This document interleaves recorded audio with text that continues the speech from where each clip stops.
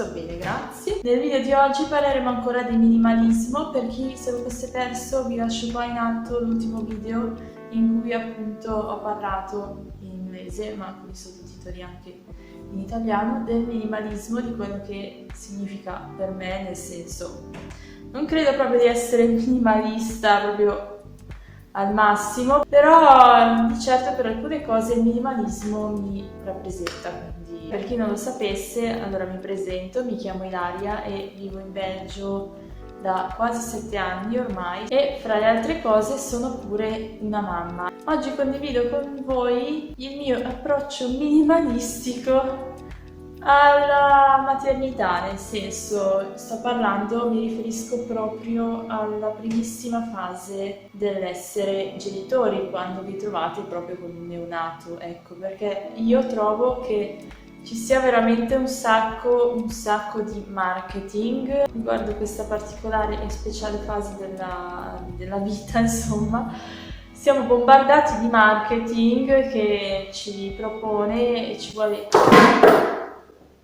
Epic fail. Devo rimettere a posto le mani. Jeez, sono una youtuber dalle soldi. You can see that. You can see that. Beh, se volete comunque sempre sostenermi finanziariamente, vi lascio nell'info box il mio conto bancario. Ma sono proprio scrausa. C'ho il genio della scrausa nel DNA? Penso che sì.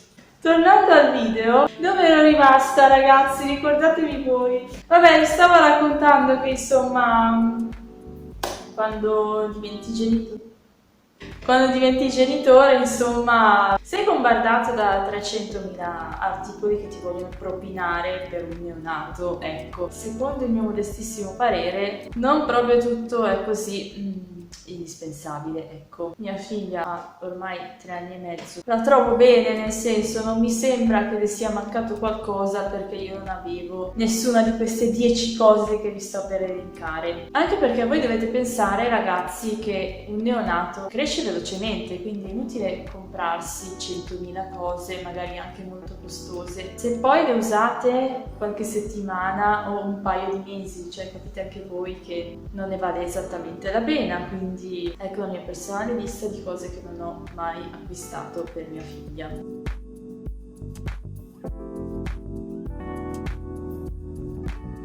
Il cestino dei pannolini. Allora ragazzi, voi se non avete mai avuto bambini sarete magari portati a pensare che questo cestino per pannolini faccia miracoli, in quanto appunto con questi sacchetti, tra l'altro costosi, nel senso è costoso il cestino in sé, ma pure sti sacchi che devi ricaricare, insomma, portano via sicuramente soldi. E voi magari penserete, sì, però è una tecnologia super che mi trattiene tutte le puzze. Ragazzi, no, perché io con il mio modestissimo lavoro da donna delle pulizie sono stata in numerose case con questi cestini per i pannolini e vi assicuro che la puzza si sente, ok? Quindi voi vi ritroverete, se decidete di acquistare questo articolo, a investire dei soldi per comunque avere la puzza di pannolino dentro casa. Quindi allora tanto vale che li buttate nel pattumiera normale e la portate fuori, la svuotate regolarmente. Anche perché pensate una cosa, se voi aspettate di riempire il coso dei pannolini, il cestino apposta per i pannolini, quanti giorni vi tenete i pannolini puzzolenti in casa alla fine della fiera? Sicuramente più giorni di quanto magari non vi tenete il sacco normale della spazzatura. Quindi è un articolo di cui non ho proprio mai sentito l'esigenza, nonché la mancanza. Articolo numero 2, lo sterilizzatore per biberon, ciucci, eccetera. Allora, vabbè, partiamo dal presupposto che mia figlia non ha mai usato il ciuccio. Devo anche dire che io non ho mai comprato quasi il latte artificiale, quindi posso magari capire di più che vi serva lo sterilizzatore se utilizzate regolarmente il latte artificiale per nutrire il vostro bambino, ma altrimenti se dovete magari sterilizzare un biberon o qualcosa magari una volta ogni 2 mesi o comunque molto di rado, lo sterilizzatore non è davvero un articolo indispensabile, perché esiste sempre il metodo della nonna, pentola con l'acqua bollente e funziona uguale. Terzo articolo mai acquistato: il termometro per l'acqua del bagnetto. Allora ragazzi, se voi avete dei gomiti, vi posso assicurare che quelli sono altrettanto efficienti esattamente come questo termometro, ok? Perché voi,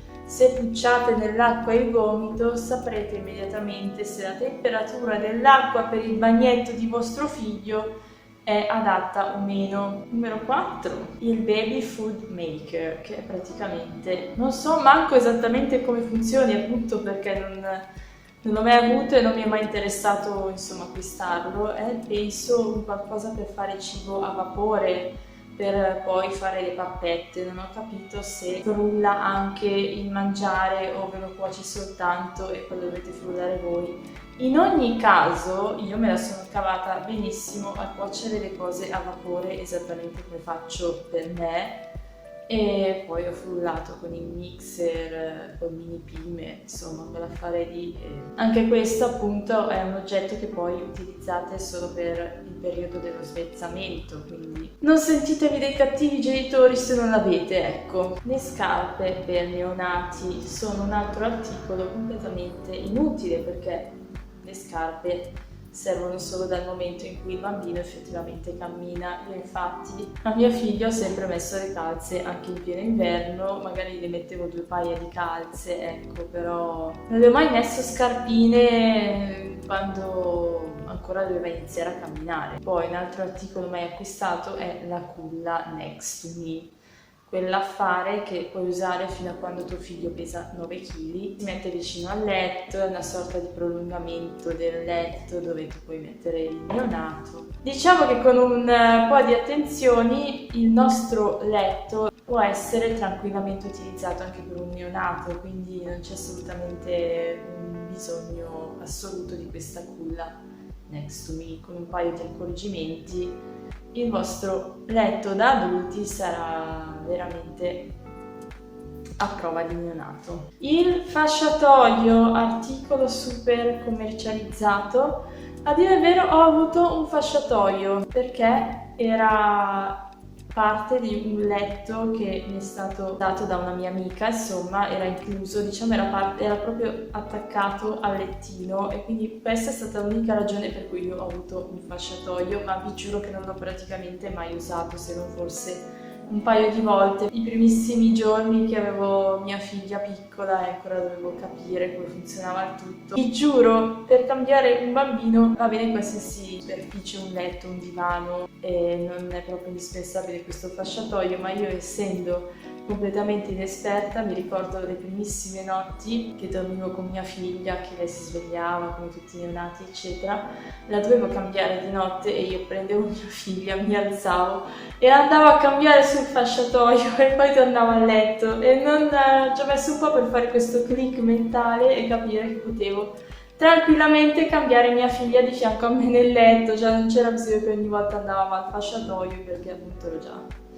ero fusa quei giorni, quindi penso le mie mamme possono capirmi. Un altro articolo super utilizzato e che io non ho mai posseduto è la diaper bag, la borsa per i pannolini, dove praticamente metti dentro appunto tutte le cose che ti servono per il cambio di tuo figlio quando esci. E io magari ho sempre avuto borse un po' grosse e mi ficcavo tutto nella borsa, ed antisaluti, perché poi queste diaper bag sono pure molto costose. Un'altra cosa che non ho mai usato con mia figlia è, non so come si chiama in italiano, il walker probabilmente, un affare dove piazzi dentro il bambino di qualche mese per farlo provare a camminare, nel senso lui ancora non si sta a reggere in piedi, però se lo metti qua dentro cammina insomma un po'. E devo dire, mia figlia l'ha provato qualche volta all'asilo ed è piaciuto, però io non ne ho mai avuto uno perché insomma non fa neanche bene, diciamo, utilizzarlo per un lungo periodo. È una cosa che proprio è raccomandabile usare il meno possibile, quindi io non l'ho proprio presa del tutto e ho fatto prima, insomma. Il 10° articolo che non ho mai acquistato, As a New Mom, è quella specie di sdraietta. Avevo ovviamente la sdraietta, quella classica, perché mia figlia ci ha speso delle ore lì dentro, devo dire, però non ho mai avuto quella sdraietta super figa, tecnologica, elettronica, insomma, che piazzi dentro il bambino e questo dondola e fa le musichette.